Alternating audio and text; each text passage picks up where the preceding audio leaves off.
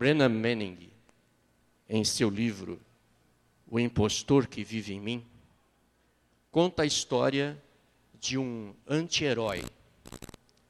O anti-herói chamado Huller.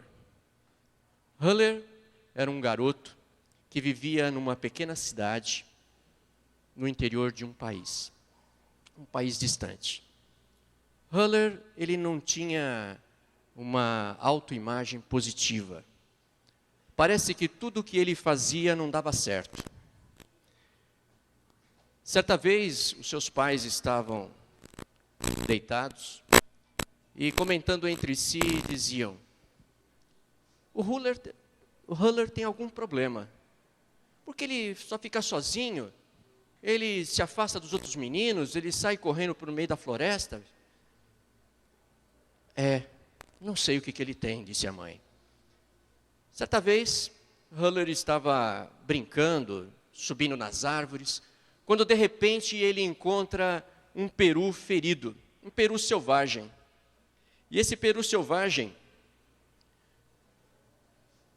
estava ali ao alcance das mãos desse garoto. E aí o garoto pensou: bom, eu vou correr atrás desse peru, eu vou capturá-lo, e eu vou atravessar a vila, a minha pequena cidade, até a minha casa, e todos vão olhar e vão falar assim: o Huller caçou um peru selvagem, e eu vou me sentir muito, muito bem. E aí ele olha o peru, e ele corre, mas conforme ele corre, o peru voa.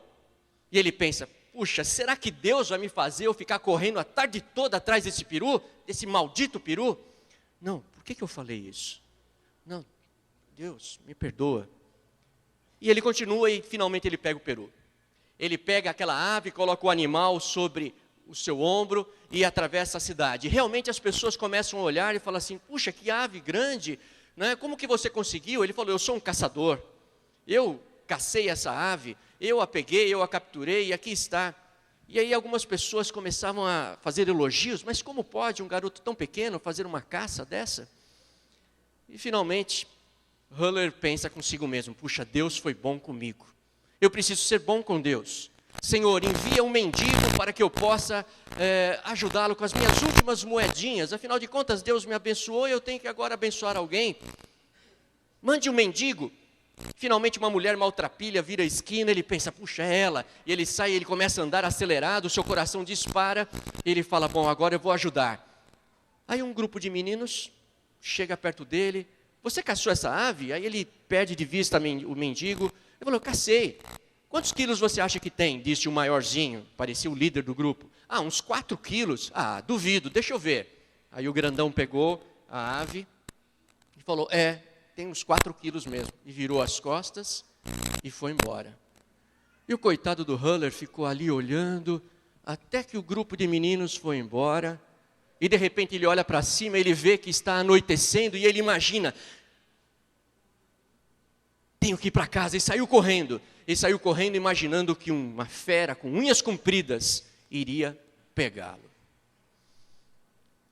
Esse é o nosso anti-herói.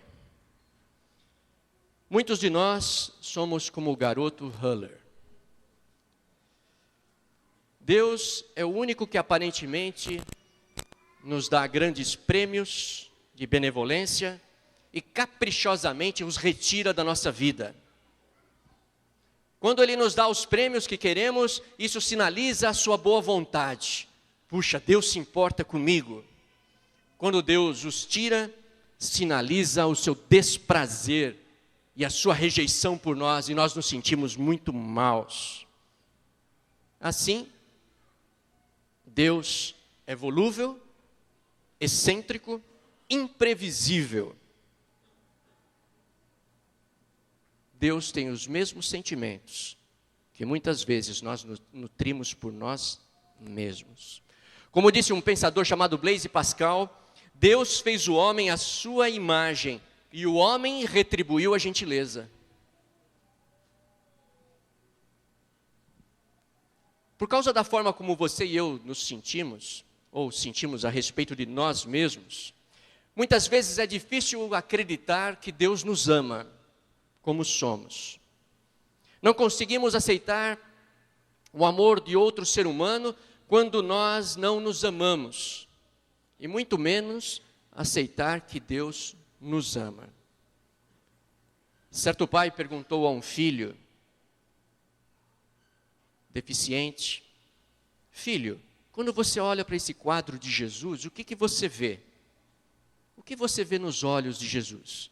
Aquele menino para, durante alguns segundos, os olhos dele estão cheios de lágrimas, papai.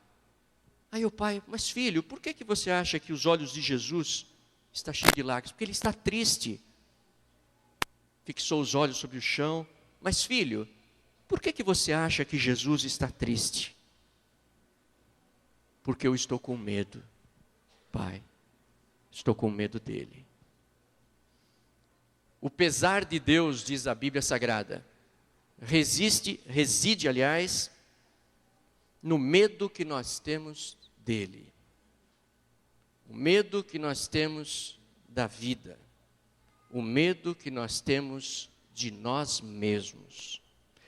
A Bíblia nos ensina que Deus se angustia porque Ele quer se aproximar de você e de mim. Mas nós criamos uma barreira, na qual nós evitamos, na qual nós nos acomodamos, na qual nós ficamos.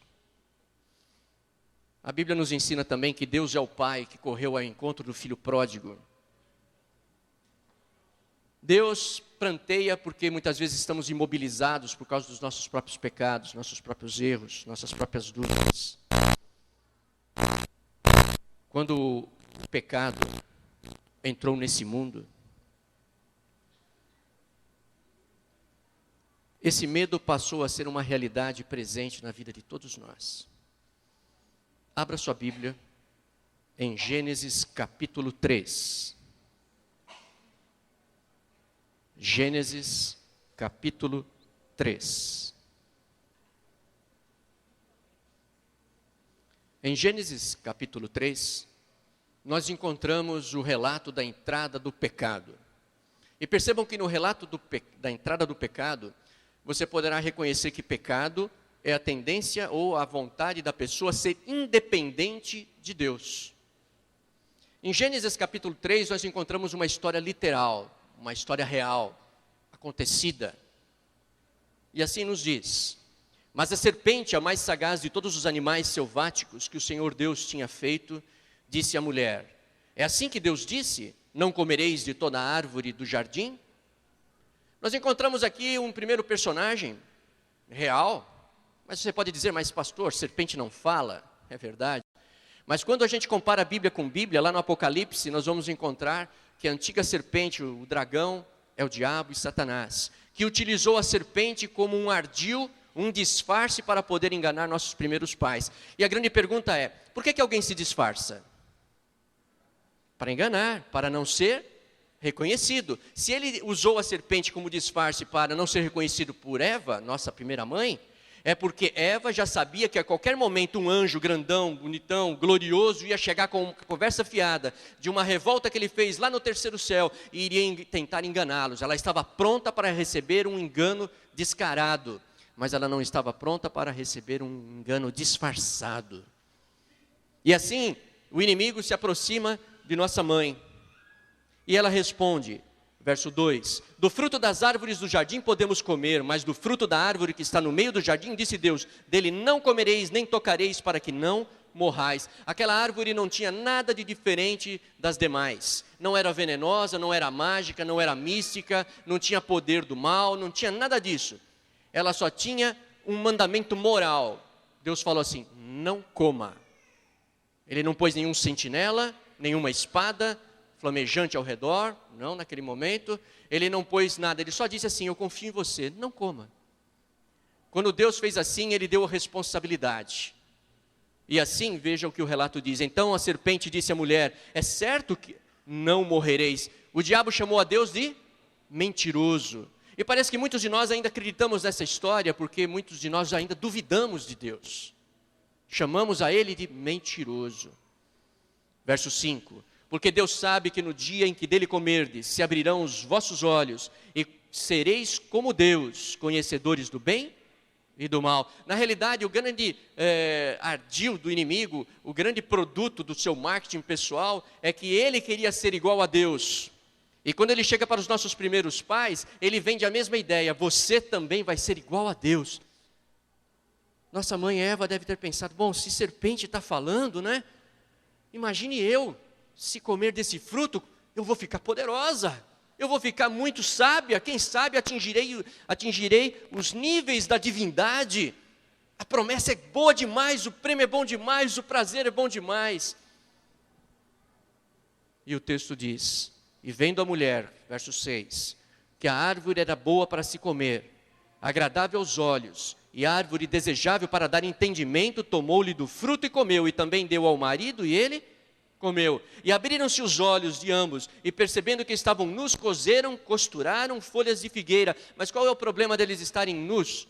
Na realidade, a Bíblia diz o seguinte, que quando o ser humano pecou, todos fomos destituídos da glória de Deus. A glória de Deus, o brilho de Deus, a luz de Deus brilhava sobre nossos primeiros pais. E quando eles se separaram da fonte desse brilho, eles ficaram nus.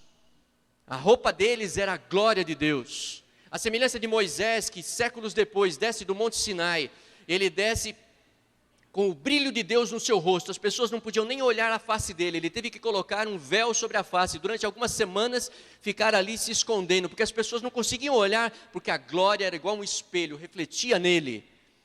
Imagine Adão e Eva glorificados, e quando eles pecaram, destituídos foram da glória de Deus, estavam nus, nus exteriormente e nus interiormente. E nós sabemos que quando nós nos sentimos vazios, você e eu, nós buscamos satisfazer com outras coisas. Nós queremos música alta para que possamos esquecer nossa solidão. Nós queremos coisas, comprar, andar no shopping para poder nos completar, porque temos um vazio que nos incomoda demais. Buscamos em coisas, em ter, em fazer, para demonstrar aos outros que somos felizes. Que coisa! Ainda somos como nossa mãe Eva e nosso pai Adão. E a Bíblia continua. E quando ouviram a voz do Senhor Deus, que andava no jardim pela viração do dia, esconderam-se da presença do Senhor Deus. Esconderam-se da presença do Senhor Deus. Assim nós, de uma forma ou outra, nós também muitas vezes nos escondemos da presença de Deus. Nos escondemos porque nós não gostamos do que nós vemos. Assim como nossa mãe Eva e nosso pai Adão também não estavam gostando do que estavam vendo, da transformação que estava acontecendo no seu meio ambiente, no seu próprio corpo, na sua própria consciência, no seu interior. Eles estavam olhando a si mesmos e não estavam se sentindo bem. E assim como escravos fugitivos, nós também fugimos da nossa realidade. Ou, às vezes, produzimos algo falso, algo extremamente admirável. Nós escondemos o que sabemos e o que sentimos, na tentativa de esquecer, de não olhar a nossa real condição. Nos escondemos atrás de rostos agradáveis.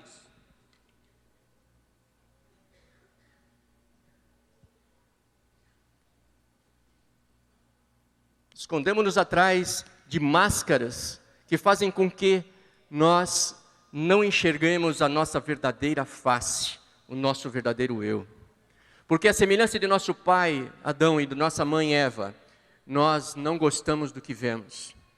Muitas vezes somos irados demais, muitas vezes somos sensuais demais, muitas vezes somos preguiçosos demais, muitas vezes somos incrédulos demais, muitas vezes somos orgulhosos demais e nós não gostamos de olhar para a nossa própria face. Assim usamos máscaras, nos escondemos de nós mesmos, olhamos para o espelho e disfarçadamente olhamos para as máscaras que colocamos diante do nosso próprio rosto. Com o tempo, até às vezes esquecemos como somos realmente. Acreditamos na nossa própria mentira e não assumimos realmente quem somos e o que temos. Entretanto, Deus nos ama como somos e com o que temos. Deus nos aceita. A razão pela qual, aliás, nós jamais adentramos a realidade mais profunda do nosso relacionamento com Deus é que raramente reconhecemos a nossa completa e verdadeira realidade perante Ele. Nós arrumamos esconderijos, nós nos desviamos. O seu amor nos chamou à existência. Se você está vivo é porque Deus assim o quis. Deus nos chama a abandonar nosso autodesprezo e tomar posse da verdade. Venha a mim, disse Jesus, deixe de projetar em mim os seus sentimentos sobre si mesmo. Que coisa, que bloqueio é esse? Nós projetamos em Deus os sentimentos negativos que temos a nosso próprio respeito e achamos que Ele não vai nos aceitar.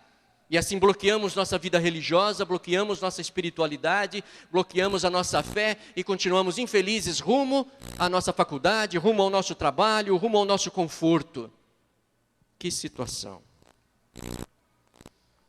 Muitas pessoas encontram-se derrotadas pela maior arma psicológica que Satanás inventou. Essa arma psicológica que Satanás inventou é um míssil. O seu nome? A baixa autoestima. Essa arma de Satanás provoca um sentimento visceral de inferioridade, inadequação, insignificância. Conta-se uma história que marcou uma consulta de um grande psicólogo chamado Carl Jung, ou Jung. Um indivíduo procura Jung, dizendo que tinha uma tremenda de uma depressão. E ele trabalhava 14 horas por dia. E o psicólogo disse para ele, olha, você vai deixar de trabalhar 14 horas, você vai trabalhar só 8 horas, e eu quero que você chegue em casa, fique sozinho, tá? Fique sozinho para pensar. Eu falei, tá bom. Aí, esse senhor voltou para casa, chegou mais cedo, e ele tocava piano, e ele tocava algumas peças de Chopin, de Mozart. Ele lia alguns livros, diz a história, de Hermann Hesse, de Thomas Mann. E assim ele passou 15 dias, ele voltou para o Jung e disse, olha, não está funcionando. Olha, eu chego em casa mais cedo, vou ler os livros, toco Mozart, Chopin, não é? Aí o Jung olha para ele e fala assim, mas rapaz, eu falei para você ficar sozinho. Eu não falei para você ficar com Mozart, não falei para você ficar com esses outros caras. Você tem que ficar sozinho, você tem que ficar consigo mesmo. E aí ele disse assim, eu não consigo pensar em pior companhia.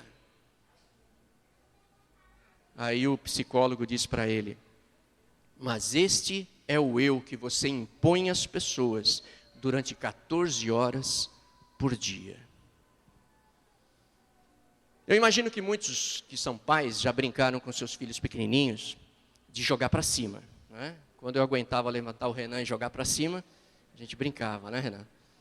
E assim é muito gostoso. E conta-se a história de um pai que brincou muito com o menino. E jogava o menino ria, seguro que estava se jogando nos braços do pai, né? Como diz a música.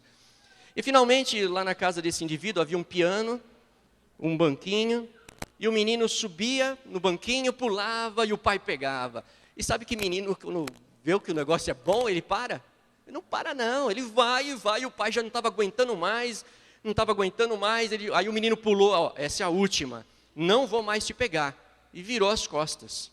E o menino nem percebeu, nem escutou o que o pai falou, ele foi correndo, sumiu no banquinho e pulou, e caiu no chão, e o pai olhou e falou, nossa, meu filho, eu falei com você, e o pai se sentiu muito culpado.